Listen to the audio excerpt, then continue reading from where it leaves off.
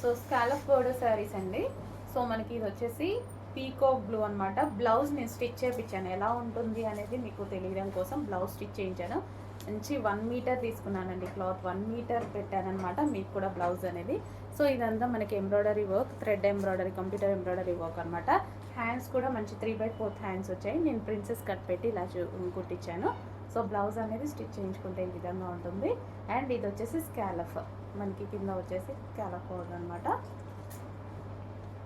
So చాలా సూపర్గా ఉందండి, మంచి కలెక్షన్.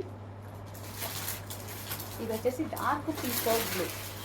సో మనం బ్లౌజ్ స్టిచ్ చేస్తే లుక్ అనేది ఈ విధంగా ఉంటుందన్నమాట ఈ శారీస్కి. నెక్స్ట్ కలర్ అండి, మంచి లావెండర్ కలర్, చాలా సూపర్గా ఉంది. సో మన సింపుల్ బడ్జెట్లో మంచి శారీస్ అండి, ప్యూర్ జార్జెట్లో వచ్చాయి. మంచి జార్జెట్ క్లాత్లో వచ్చేసి బ్లౌజ్ అనేది ఈ విధంగా స్టిచ్ చేయించుకోవాలి. సో ఈ విధంగా స్టిచ్ చేయించుకుంటే ఎవరికి నచ్చినట్టు వాళ్ళు స్టిచ్ చేయించవచ్చు. బట్ నేను ఎలా ఉంటుంది అని రిఫరెన్స్ కోసం స్టిచ్ చేయించాను అనమాట.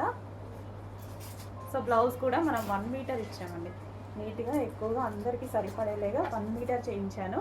సో కంప్యూటర్ వర్క్తో చేయించేసి స్కాలప్ బార్డర్ స్పెషల్గా చేయించామన్నమాట. Scallop border with computer work blouse అనేది ప్రొవైడ్ చేశాము.